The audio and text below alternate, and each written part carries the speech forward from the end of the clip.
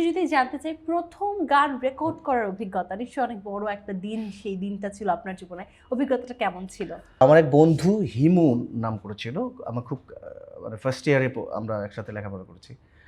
হিমু আমাকে বললো যে যখন যে গানটা অনেক আগেই লেখা, সেই গানটি আমি প্রথম রেকর্ড করতে চাই, এবং গোলাম ইয়াজদানি ও আমাকে একদিন স্টুডিওতে নিয়ে গেল। আমার বন্ধু বললো যে তুই চল, যে এই গানটা রেকর্ড করবি।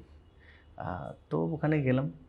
চইল্লা আইসি কত দূরে, বন্ধুর কথা মনে পড়ে, এরকম একটা গান আমার প্রথম রেকর্ড দিয়ে শুরু হলো, মৌলিক গান দিয়ে। এবং আমার জীবনের প্রথম গানই হচ্ছে আমি মৌলিক গান রেকর্ড করেছি, এবং সেটি আমার লেখা শুরু করা। এটা কত বছর আগের কথা? এটা তা তো প্রায় 13 বছর হলো। তখন আপনি স্কুলে? না, আমি তখন ফার্স্ট ইয়ারে পড়ি। ফার্স্ট ইয়ারে ইউনিভার্সিটিতে? হ্যাঁ, ইউনিভার্সিটিতে। এবং তখন আমার মৌলিক গান দিয়ে যখন শুরু, যদিও এই গানটি আমি কোনো মানে চ্যানেলে যাইনি। তো এই গানটি এমনিতেই অনেকেই যারা আমার শুভাকাঙ্ক্ষী, ওনারা শুনে অনেকেই প্রশংসা করেছে। পরে আস্তে আস্তে এটা তো এখন ইউটিউবে। এক লাইন শুনবো এই গানটা।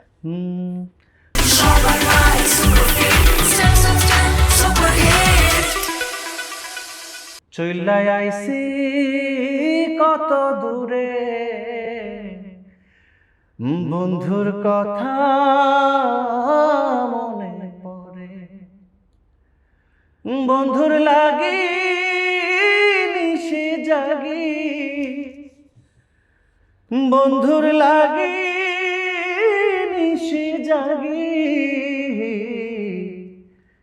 এ দুই চোখে বৃষ্টি ঝরে, চইল্লা আইসি কত দূরে, বন্ধুর কথা মনে পড়ে। কি সুন্দর, কি চমৎকার! এই যে নিজের লেখা, নিজের সুর করা, তাও এত বছর আগে, মানে শুরু থেকেই আসলে গানটা আপনার ভিতরে ছিল এবং সুরগুলো আপনি বুঝতেন, বা আসলে কোন লেখাটা মানুষের ভালো লাগবে সেটা বুঝতেন।